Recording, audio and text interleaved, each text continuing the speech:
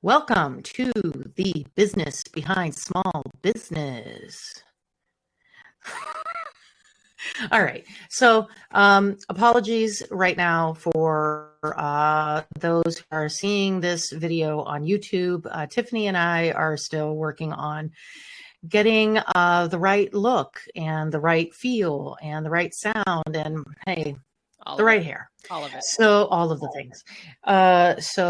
Forgive us if you have just begun watching us on YouTube, because we're trying, man. We really are. And just like any small business, we are learning from our mistakes. So in saying that, if your business has started hiring employees or even contractors, you probably know how important an employee manual can be.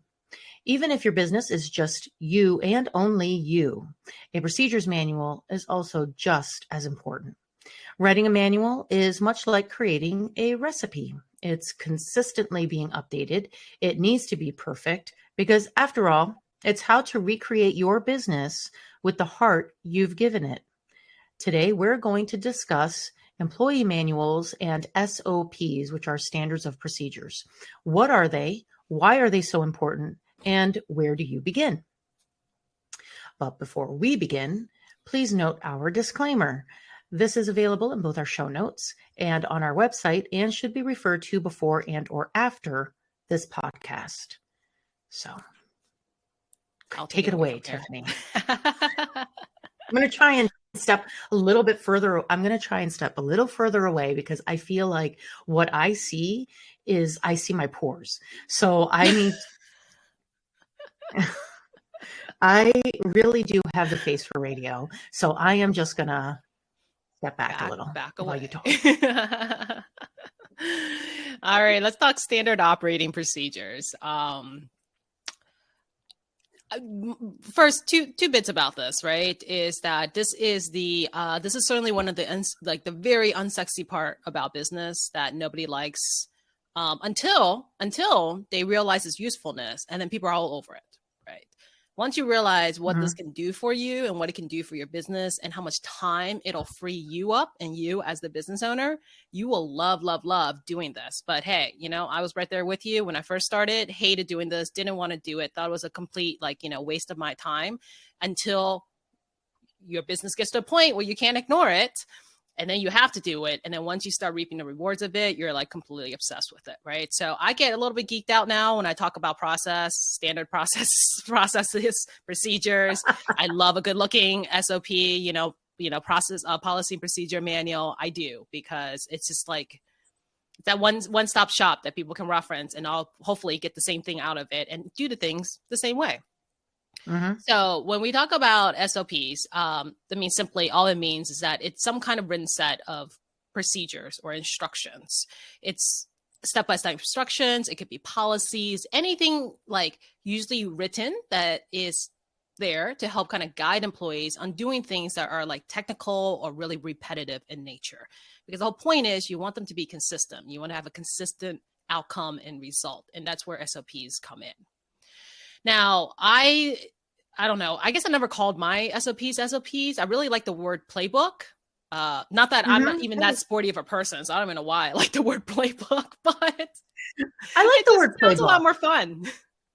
No, I like the word playbook because, like, for me, the kind of culture that I've created in my company is a team culture where we are a team and we act as a team. And I'd like to think that the most successful companies act like a team. And so playbook makes sense. Yeah. So let's call it a playbook. And the whole point is, the idea is that you never have to repeat yourself, right? So when I was kind of growing out of being like a one-person shop and then hiring employees, getting managers and stuff like that, what you do is, if you're good at laying down your process, you'll find yourself repeating yourself all the time, trying to explain what this process is and how to do it. And the problem with that is that you may be consistent, but sometimes the other person hears something different, or they forget, or they wrote it down a different way than what you actually meant. And so writing like a set of these instructions and procedures in a playbook really just helps alleviate all that confusion. And it saves time on your end because you're not repeating yourself all the time. And ultimately, I think one of the things that I loved about doing this is you start seeing how much actually lowers your training cost. You're not, again, you're not spending time and wasting time on this confusion and like this kind of fog of how to do things. People have something they can literally go to and look up the answers themselves if they don't know how to do something. And it's also great for them because it gives them time to actually spend learning how to do it themselves. And people need that space and time. They need that space and time to look and reference and then kind of work it through their minds and really learn and absorb what they need to do on their own like initiative. So as an owner, I started seeing the fact that, you know, I could start managing the business from afar. And the great thing is kind of like what you were saying, Savannah, this is kind of a living document, right? So it's not like you chisel this in rock and you never change it again. This is kind of a living document. So at first it's a ever evolving document because maybe it's a new process and you're trying it for the first time. So there's a lot of trial and errors. You have to make updates and changes as you go along. And then eventually you start changing it because your company's evolving. So as a company, as you reach different levels and stages of your company, then your process and procedures will also change to kind of keep up with that evolution. And and sometimes it can be the source of your evolution. I feel like, at least when I was writing mine, I started to identify weaknesses in my company, and it forced me to change things because I had started writing things down. So it can also be a source of evolving.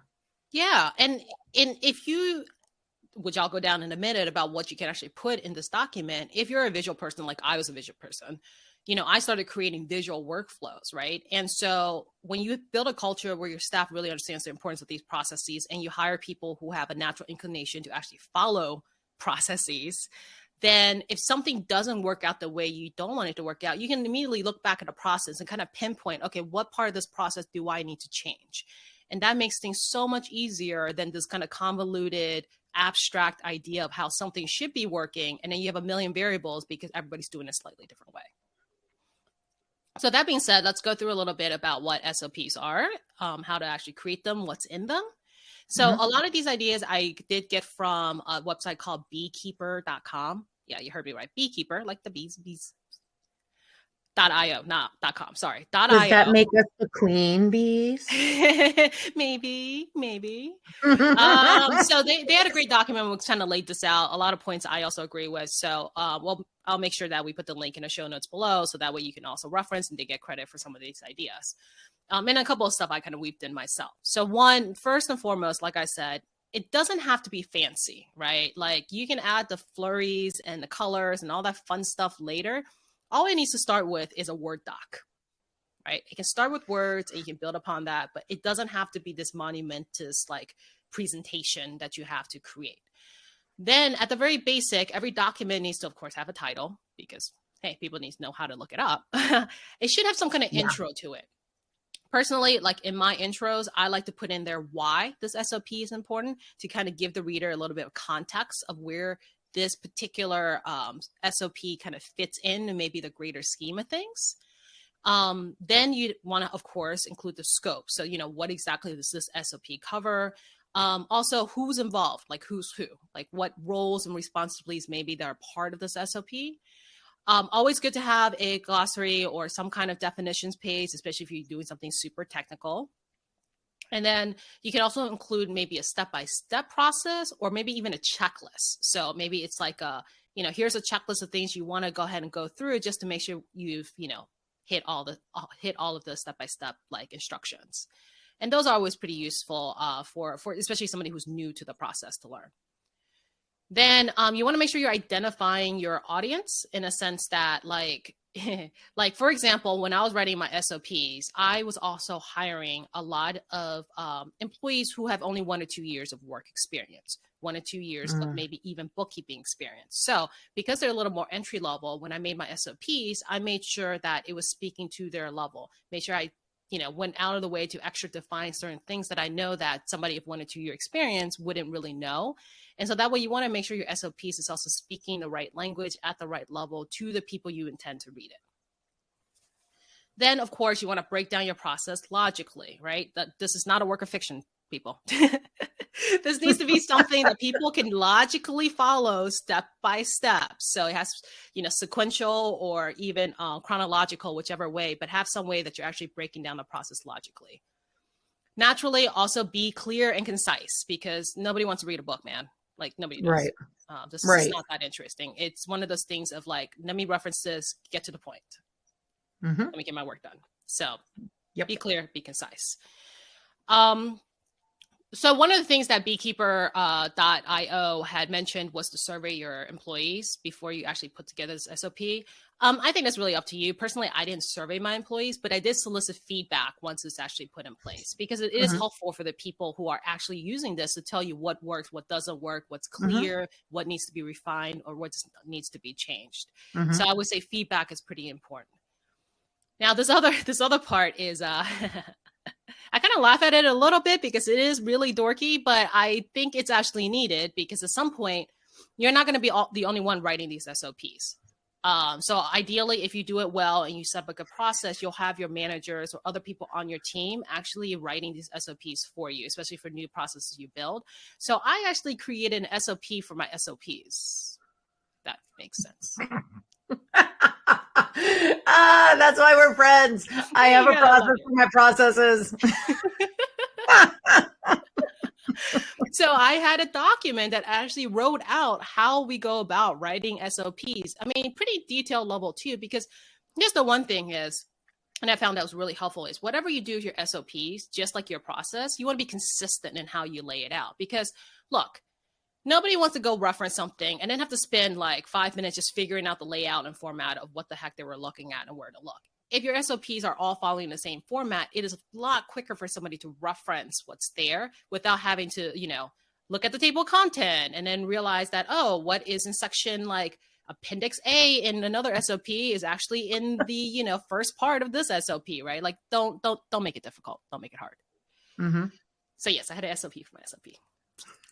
And then the other thing is what I was alluding to earlier is use visuals, use illustrations if that's your jam, right? Like, I use flowcharts because that's my jam. I'm a visual learner. I just like to see things in order to really understand them.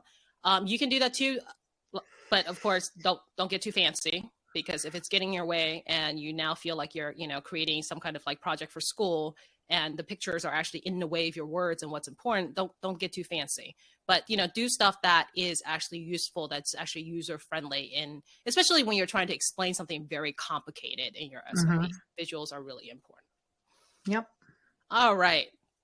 And then the other thing is about actually rolling this out, right? So I think this is where people get hung up, because they create this magnificent document in their minds that is also like 50 pages long. And guess what? Nobody wants to use it.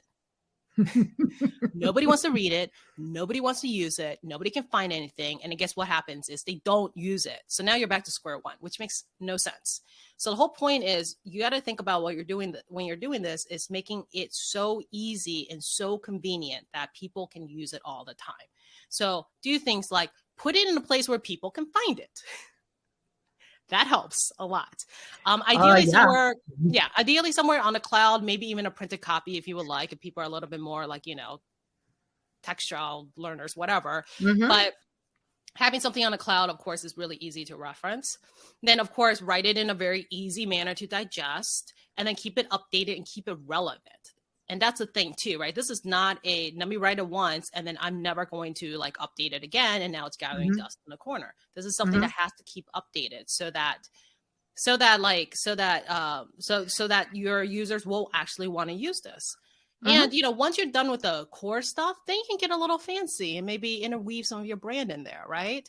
So in other words, like if you're supposed to be a kind of very casual, very hip, very cool company, right? I would say that the words you use in your SOP should kind of reflect that. Don't use corporate boring words in there and then expect that, people wouldn't look at this going, ugh, it's terrible.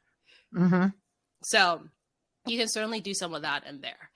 And then I want to say that one of the reason people resist SOPs is, of course, we can argue whether or not this is true. I think a lot of people think that if they have SOPs, they're going to turn their people into robots that don't know how to do anything except read what's on the paper and just follow it step by step. And that actually isn't going to happen. No, I don't agree with that. Yeah, I don't think I agree with that. I think people feel like it's a lot more constraining than it is. But this only happens if your approach to reinforcing your SOP and your culture, like, is to basically you want to control how your employees think. And not to name any names, but I'm sure we all know some business owners who are a little bit of a control freak like that, right? A little micromanaging. Very much so. I'm sure we have clients who are like that, right? And that's where you kind of get Very into much this so. whole idea of the fact that, you only want your employees to do exactly what you say. And that has more to do with your culture than your SOP. A good SOP is actually seen by your employees as something that's really helpful to them. And they actually want to reference it because it makes their job easier. It helps get them onboarded faster so that they can actually start providing value to the company as quickly as possible, rather than having like some panic-induced attack the first week they're on a job because they're wondering if they're doing anything right because they weren't given anything to follow, and whether or not they're going to lose their job in a week or two. So if anything, I think it's great all around. And I will step off my soapbox. So I feel like this all kind of references retention and culture. The SOP is so much more than just written instructions. It's again, it goes back to what I said before. It's like the recipe to what makes your company the company, like Acme company or XYZ company. That's what this is. But also it has to at least showcase your heart in it. And like when you look in a recipe book, it'll have like a note or tip or something like that on something that you could do or some ways that you could change it. That's essentially what this manual or these processes are, even though they are written out. Like after step 1, you do step 2, after step 2, you do step 3. Even though it's written that way, there are movable parts too. There are parts of it where the person has, I guess, free will, if you will. So that's very true. Free will is a good word for that, though. It's not your, it's not your grandfather's days of SOPs. It's not like filing cabinets with racks of binders of paper and stuff like that. It's not like, it doesn't have to be like that. It's certainly not like that anymore today. So. Absolutely not. So I know some of what I'm going to say is going to overlap what Tiffany said, but oh well, sorry. I'll say it anyway. Anyway, I'm going to say it anyway. So typically an SOP is going to have a title page. And if the standards of procedure manual is long, table of contents to include page numbers is helpful. Oftentimes there will be more than one person writing the SOP, so you'll want to have the names of the persons, or if it's a division of people who create and approve the document, include that as well. If your company has departments, you may either want to divide your standards of procedure manual according to the departments or write separate ones for each department. Include preparatory information like what the purpose of the SOP is, what the scope of it is, and of course what the rules and the responsibilities of the people who are carrying out the processes outlined, and the manual if there are any safety guidance that must be complied with or anything that aligns with OSHA. You're going to want to include that as well. If you have procedures or processes that are complex, it may help to break them down into steps with detailed information included. Visuals such as graphs, diagrams, workflows. I like to use Loom, a screen recorder, and that can help people understand it so much better. If necessary, you may want to include references and a glossary to highlight any additional sources or further explanations discussed in previous sections. So you got that out of the way. Where are you going to begin? There's really no cut and dry way to draw up a procedures manual. I think Tiffany made that clear. Sometimes your manual will be a collaboration of multiple types of formats. You may want to step back and consider your company as a whole and start creating a list, especially if you have a large, complex, or multi-level company. You want to start writing lists of what are the most ideal things that you want to get started with. This is one way you'll likely not forget any processes or instructions. A checklist can also be good as part of a process, especially if that particular process is short with very few decisions to be included. For example, if you have a procedure that is done every month in the same manner, and maybe it takes 5 steps or less to do, a checklist could work instead of a process. So maybe the process you have has a hierarchy of responsibilities. For example, it may start with a ground level person and it has to work itself up to a supervisor before the process is complete. An organization chart could be helpful for a complex procedure. If the process is less about hierarchy of responsibility and maybe more about a hierarchy of steps, you may want to draw the process out with the steps in place to better understand where decision points are made, where critical decisions happen within the process, and descriptions of the procedures are written out step by step. So there are some processes that make more sense when they are visualized. Putting these processes into a flow chart will help to show how certain processes are related to one another, conditional logic, and then what the flow is of the entire process as a whole. Whatever style you choose, just make sure that you are consistent. The last thing you want to do is create a highly complex standard of procedure that is so complex, no one understands it. You got to keep the style consistent, even if you're using different formats, and do your best to say the most with the least amount of words. As I mentioned earlier, this is a recipe, and I know I just keep saying it, but it's true. Just like how you read a recipe, especially online, you don't want to read the 14 paragraphs about how the person traveled to Tibet and while talking to a monk. And by the way, did you know the monk shared a name with their favorite pet when they were 5 years old? Blah, blah, blah. No, you scroll all the way straight to the recipe, right? That's very true. Totally. Like, I swear someone could confess to murders in a recipe blog and like never get caught because no one ever reads the drivel that's at the top of the page before the recipe. I think that's a very good plot for a book. Anyway, keep your details short and to the point. The meaning should be inferred from the descriptions. So it helps to map out your processes either through a chart, a diagram, or a short video. Words are often better understood when there is something visual associated with them. Once you've mapped out the processes, test them out. Work out the kinks and then test again. You want to ensure you've not only left no room for error, but no room for questions either. So we've said this before, your SOP is a living document. It will likely evolve just as your business does. Revise your SOP every 6 to 12 months to ensure your employees have the most up-to-date and relevant information on how to do their jobs. It may help you to create a template and then use the same template for every process. Whatever it is that works best for you and your company, make sure to follow the same process for your processes. And before you know it, the entire SOP or recipe of what makes your business yours will be complete.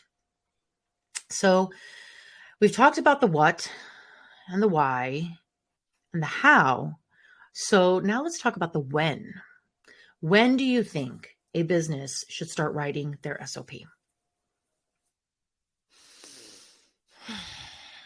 So I think that I don't know if I think I kind of know what your answer is going to be, but I think that it's when you start working with other people. So I think that as a one-person shop, especially if you're new, you're still figuring things out, I would assume that your SOP, even if you have one, is probably going 50 different directions anyways.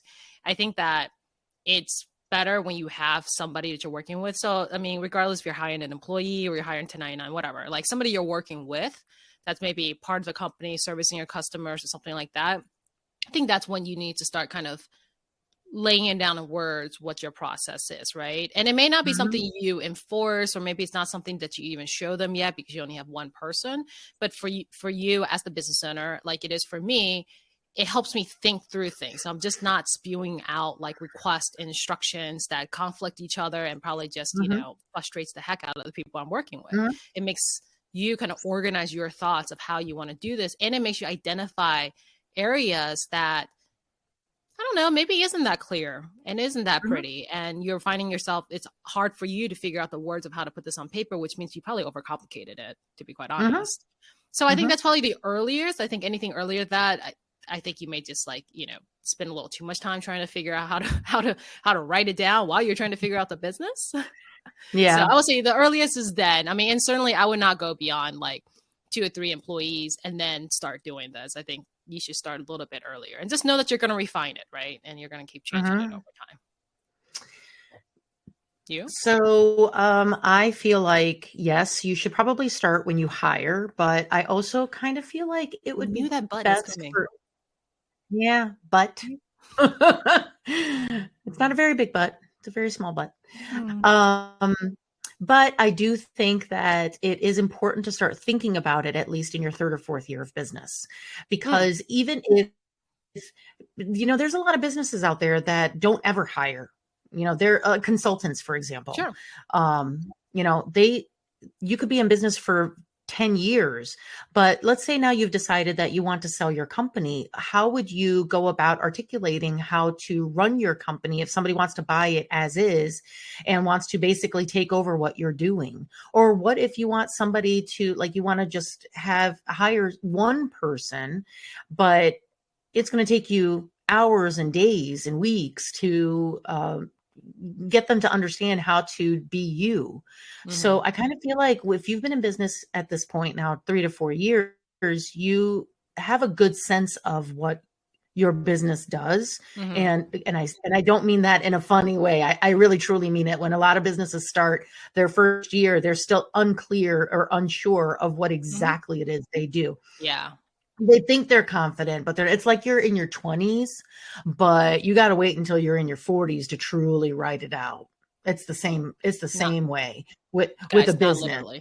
Not literally. Yeah, no, not literally. I mean, like in your 20s, you think you know who you are, but it's not until your 40s when you're like, oh my God, I was an idiot back then. So it's kind of the same with your business. When you first start your company, you're like, oh gosh, in the first 2 years, you realize, oh, I'm really offering these things, not the thing that I thought I was offering when I first started my business.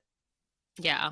I think it's kind of that maturity. So, it's a good mile marker for when you should start thinking about it. Yeah. And you bring up a good point because you're right. There are a lot of companies like, I can completely see people doing like e-commerce companies and online companies where they can be by themselves all the time, but doesn't mean that they don't have processes that they follow over and over again. Yeah. You do it or it could be a husband and wife team. Yeah, it could be a husband and wife team. And to be honest, if it's a husband and wife team and something happens to the marriage and then the business now is on the chopping block, you're going to need that SOP anyway. Yeah. So I like the time factor. I think you're right. I think if you've been in business for 3 or 4 years, then like 3 or 4 years is a good kind of trigger of, now it's really time to get this down on paper and get it stored away and actually written somewhere and update it regularly, because you've been in business long enough that you probably have hopefully you have some kind of structure already set up. Oh yeah. Yeah. Oh, for sure. Of course I'm right. I'm not just all looks. Fine. I'll take your butt this time. Sounds good. All right. So we are now going to dive into the raw truth. So the raw truth is a new segment where we will each share our own gritty experience with today's topic. We want you, the listeners, to know that success isn't easy. It's not pretty, and it's certainly not a straight line. We hope you will hear our cautionary tales and learn from them. Dun, dun, dun. All right. You first. Okay. I got 3 points to my truth that I've learned over time. First thing is, this takes time. I mean, I'm not kidding. Like writing all the stuff up, like, oh my gosh, it is the most brain draining, like the first run through of it, right? Because you're starting from scratch. It takes so much freaking time. Like it just takes time. So do what you need to do. Be a writer. Go lock yourself in a room somewhere. Get a hotel room. I don't care what you do. Just pretend you're a writer, like a fiction writer, novelist or something. Go somewhere creative and, just like get it done. Right. But it does take time. So don't dilute, like, don't like, disillusion yourself that it's not. It will. Now, the other thing I learned is through my whole hiring adventure as a business owner. There's nothing more exciting and more adventurous. So you start hiring people and you realize a lot of what you think is completely wrong. I honestly believe this, because I think I used to be somebody like this too, is some people are just not built to follow instructions and SOPs. Like you can have the best SOPs written for them, and by nature, they just don't reference it.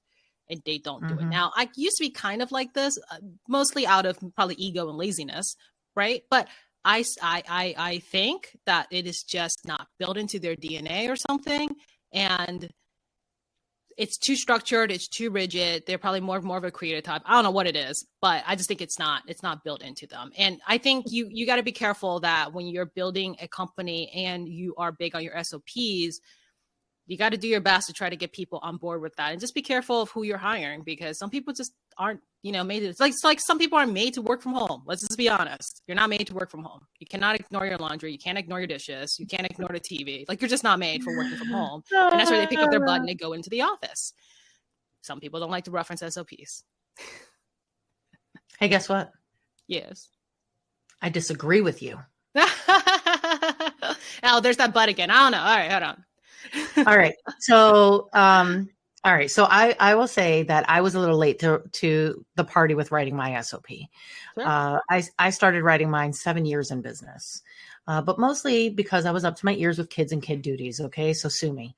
For 2.5 years, I had bitten off a whole lot more than I could chew. And my company suffered because of it. So after I dropped all of the things that were not serving me, I realized I should have put that kind of effort into my own business. Mm-hmm. I started by asking myself, what do I do? And drew up draft after draft.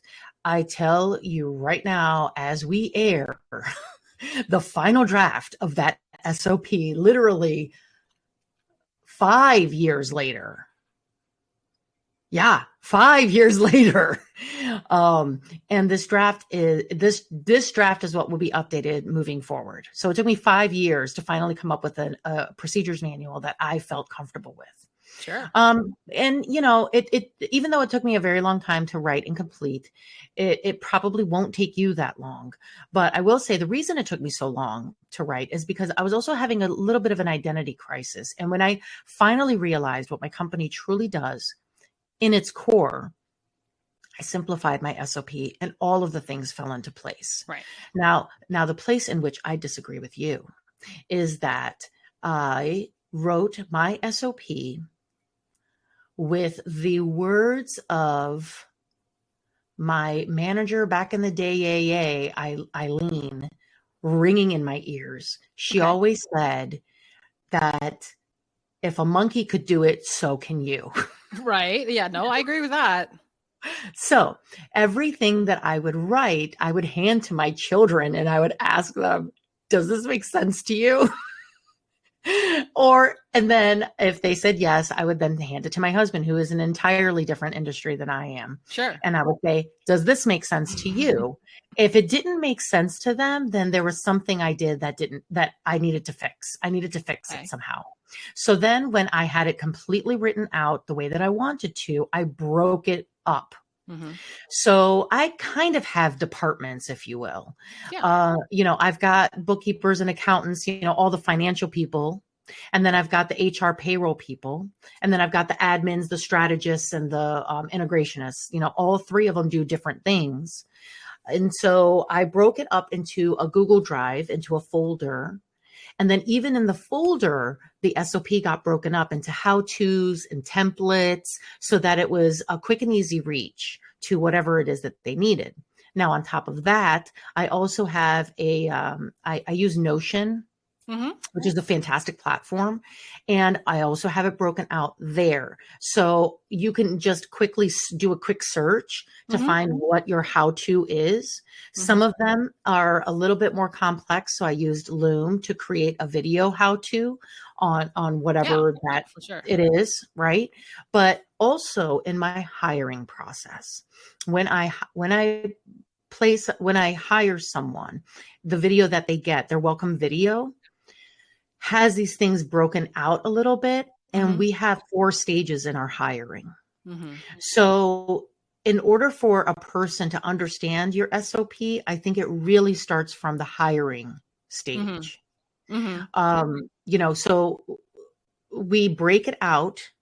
It's all broken out. It's in the Drive. It's in the Notion. It's emailed to them. Sure. It's in all different kinds of places that are easy for them to access.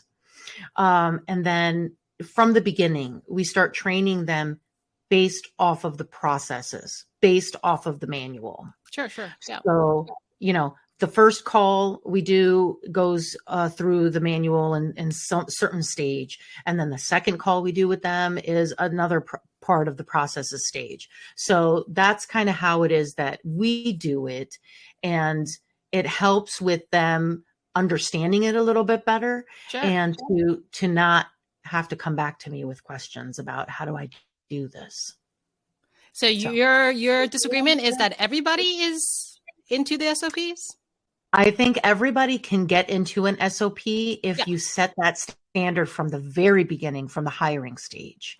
Okay. I see what you mean. So I don't disagree with you there. And I think that is absolutely true, is you do weave it into your culture as soon as possible. So if you can do it during onboarding, which of course is the best place to do it. And hopefully your onboarding also has an SOP that goes with it. Yeah. But I would stand to say that absolutely there are still people who you will try your hardest and they themselves, I'm not saying they're not capable. I'm just saying they're not willing. Oh yeah, true. They will not hire somebody else. Will not follow that checklist. They will not use the checklist. They will not review something that's easily in front of them. And I think that's what I'm saying is, try as you might, you are still going to get those people who just are not willing to. Just like, sure, you can work from home. Everybody can work from home, but can Everyone you will yourself? Not. Yeah, right. But can should. You will yourself to ignore the dishes, the distractions and whatnot, right? And so that's what I'm saying is, I feel like that is kind of the ugly truth at the end of the day, is that you will get people sometimes getting into your business that you hired who just for whatever reason won't do it, right? Even though they're making mistakes, even though they're skipping steps, and you're like, you do realize that this is literally right in front of you, right? Right. So I guess what I'm saying is, maybe like when I had done all this and put everything in place, I really was very optimistic and thinking that having all this will really minimize any kind of hiring fails from that respect. And I guess my raw truth is it won't. There are some people that you can help as much as you can, but if they don't want to do it, hey, they just don't want to do it. Well, yeah. And in my opinion, once a person starts to become a tumor, you got to cut them out. That's right. No room for the B students, people. Cut them A students out. Only. Only. A students only. First seats only. That's right. So in each episode, we like to connect a famous example to our discussion to help you relate to our talking points on a more global or well-recognized scale. Sometimes we use exact examples of either famous or successful business owners of today or in history, and sometimes we use examples of people who inspire us and have inspired today's discussion. Yeah, I found nothing. So who you got? You got what? I found nobody. I found nobody. I could not find a smart reference here at all. Hey, I'm just kidding. I just couldn't. I'm sure you found a wonderful historical reference, as you always do, and I found nothing. Well, I guess nothing that I haven't already used before, right? I mean, the only thing that really came to mind was, of course, Toyota, because, they were kind of the main, they're known for that kind of stuff. Oh, for sure. Yes. Yeah, for sure. But I didn't find any great stories to relate to. So I'm sorry. No problem. I got not one, but two. Fine. You can have my gold star then. Yep. I'll take it. So, you don't need to have a lot of money to have a beautiful SOP, but it does help, especially, when I talk about the two SOPs that I've seen that are so well done and so well executed. They're basically coffee table level quality. Okay, so the first I'll mention is Facebook. This book is so simple, so to the point. It's an incredible read. And truly, you wouldn't realize you're reading an SOP until you're halfway through it. So we're going to link the show notes so you can see it for yourself. It's really stunning. Anyway, Netflix also has a very slick SOP, but it's not in book form. It's in presentation form. It's also very to the point, and it's very well executed. This will also be linked below. Throughout the slideshow, though, one thing becomes very clear. Netflix puts a very heavy emphasis on high performance as well as freedom. So there's that whole free will that I was talking about. These are key characteristics of a successful workplace. I saw the Facebook one and I was like, can I buy this? Like from a bookstore? It is so pretty. Okay, But so again, back to what we were saying, you can get their people at that level, get the base level first, right? yeah, and you know what? I don't think that anybody really needs to do that. I mean, Facebook does because Extra. well, they're extra, Let's but admit, yeah, also, that's completely extra. oh, for sure. However, it also stands by their brand, right? Yeah. Because they are a visual social company. I mean, Meta is a visual and social company. So one would expect their SOP to not be, and this goes back to what you were saying, how like if you have a very cool, hip culture, you don't want your SOP to sound like an 85-year-old attorney wrote it, you know? So you want it to sound and look like the company culture you are conveying or the company brand that you're conveying. So that's why when you see the Facebook one, you kind of expect it to look like that. No one says that yours has to look like that, but if you're a branding company, if you're a marketing company, or you're in public relations or anything like that, you kind of want the SOP to match the voice Yeah. of your brand. It does make an impression on your employees and your employee Mm-hmm. culture. So, but like you were saying, it just Facebook's on a different level. Facebook also has a lot more zeros in their bank accounts, I'm sure, even at the start. So before you go off getting SOP envy there, just make sure you're matching apples to apples. Yours can be yours can be good for whatever your company is. It doesn't have to be Facebook level. Mm-hmm. So, in saying that, I will also say that with the SOP, you do want to make sure that it's understandable. So maybe like every quarter, if you do, whenever it is that you do your company meetings, if you do company meetings, and if you don't do company meetings, maybe try to do them every 6 months or every quarter or once a year or however often it is. I personally do mine in August because generally speaking, August is our slowest month. That's when I have the most time to spend on it. Okay, so what is it? Is there anything here that we don't understand? Is there anything here? That's usually when we do our review of it. Yeah. So that's something that we didn't mention earlier, that when it comes to writing your SOP or even sharing the SOP or any processes, it's probably best to do it during if your company is seasonal or has an ebb and a flow. I mean, obviously. That's a good point. Don't change the process up in the middle of a really busy season. You will not be for sure. For sure. But also it speaks to when you're like, oh, I never have time. Well, you probably have a slow season. Every industry has some level of a slow season, if you will. So that's probably like put a marker as to that's when you're going to do it. And if you're honestly that busy, which, hey, good for you. If your company is that busy all year round, all 12 months, it means that you are doing well. And if you're doing well, then take the money, invest it. And there are people who can do this for you. They come in, interview everybody, watch over your process, write it up for you. You don't have to be the one that puts pen to paper on this. Oh yeah, absolutely not. No, I mean, that's something that we do for our clients. We write processes down for them, which, I mean, if we do it, then obviously there's other companies out there that do it as well. But we write processes down when clients don't have a process written down because it serves the both of us. Right. It's and that's the other thing that should be noted is that if there's ever a point in time in which we have had clients who have said, we no longer want to have this in-house, we want to contract it out. But then they don't have anything written down for us to know how we're supposed to do it. So then we have to create the process for ourselves. But that's another reason why you may want to write these things down, is that if you do have employees, or you do have things that are in-house and now you want to hire a third party, or you want somebody outside of your company to offer it, you want to be able to tell them how to do it, because if you can't, then it's just going to take them twice as long to figure out how to do it because they're having to figure it out from scratch. Yeah. So, and that costs time, effort, money. So with each episode, we like to share either books, tools, apps, platforms, or anything we think is a next step and connector to our discussion. So if you like our subject matter and you want to learn more, you'll have a great place to start. So I think there are a lot of fans of SOPs out there these days, people who have built platforms basically to make it easier for all of us to actually write, store SOPs and have users use the SOPs. So I haven't used these two companies before. I've just kind of looked over it. Yeah, they're definitely, they do really well with their SEO because they certainly turned up on the first page of Google. But I mean, of course, like, you know, I did look into it, and they are kind of cool, right? Like they do have made something that is seemingly boring to something that is actually maybe useful and kind of fun to use. So beekeeper.io, of course, is where, you know, I was referencing a lot of the information from.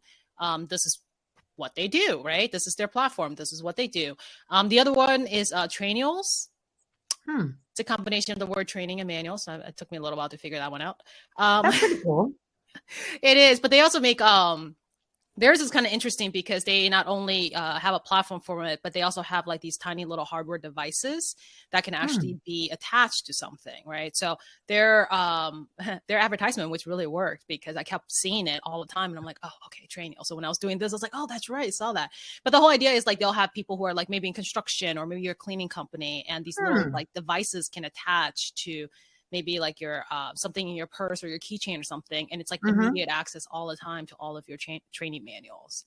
So that's really cool. Yeah, it's just kind of a cool feature. But you know, like we said, this is not your grandfather's recipe book anymore. There's just so many ways to make this interesting, make it useful, make it easy for everybody that's involved. So definitely check those out. I'm sure there's a few more out there that you can also see. Oh, absolutely. So I have some apps and tools to share to help you get started, and they're mostly ones that I use. I think Lucidchart is a great tool for creating workflows. You can either choose from their templates or build one from scratch. I also really like Loom to create videos for processes. I really wish I got kickbacks, but alas, I do not. But it's not going to deter me from also recommending. Oh my gosh, you're going to mention it, aren't you? Process Street. I love them. I love them so much. Big fan, apparently. Big fan. Savannah Stone. Big fan. Oh, they're so awesome. It will be the day when they decide to sponsor an episode and we're like, we've made it. God, is it possible to be a fangirl of a process platform? I say yes. You can insert conditional logic. You can share it. I love utilizing Zapier with it. I've got this great process where a Zap will pull from my Gmail and then create a Process Street list. It's so cool. Or when a client signs on, it's part of our onboarding checklist. I mean, I could go on and on, but I love Process Street. I will say that I also really like Notion. I have been on a search or a hunt, if you will, for something that was like Notion. And then I realized Notion had all of the things that I wanted in it. And it was so simple. Literally every other platform I used was either way too simple or way too complicated. Yeah. What I really like about Notion is that I pay for myself and my internal staff to have spaces. And all I wanted was for my team to just be guests, so that they have the opportunity to find the SOP in the broken out ways with the videos and links and all of those things in one place, but not have to pay for all like 18 people. Right. And so Notion allows you to add guests for free, which is nice, so that they all get an opportunity to view it. But then just me and my two other internals, I pay for us because we're the ones that are actually using Notion. So it's a great place for things to live. And at any time anyone on staff has a question, all they have to do is go on Notion and they can find it. I do also have an intranet that I created with Google Sites. And it's just a static page that has everything on it. Plus everything is on Google Drive. Right. Plus it's all broken out. Plus everybody gets an attachment. Like, don't tell me you don't have it. You got it. You're just not looking.